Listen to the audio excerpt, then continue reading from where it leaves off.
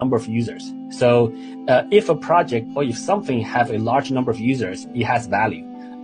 So that's utility value. So if a project has millions of users, every exchange is going to want to list it because we want that liquidity. We want those users.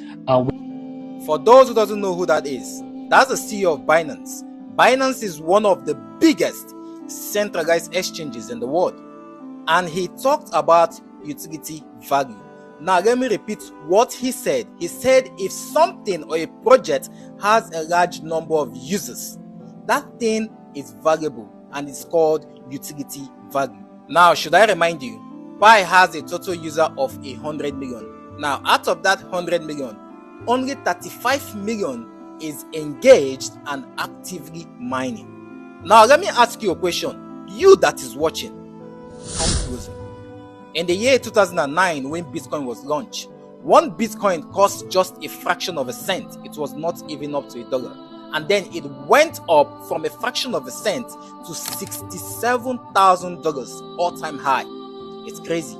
Now, the big question is, do you think Bitcoin would have gone up to an all-time high of $67,000 if nobody was willing to accept Bitcoin in exchange for their goods and services?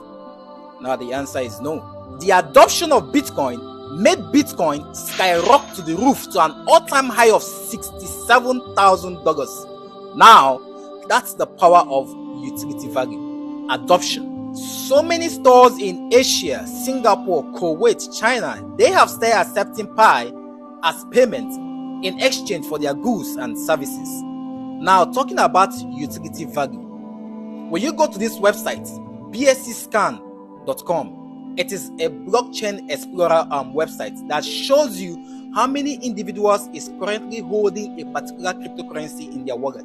Now we are going to use Binance for this illustration, which happens to be the biggest centralized exchange in the world. Now the Binance peg, which happens to be the BUSD.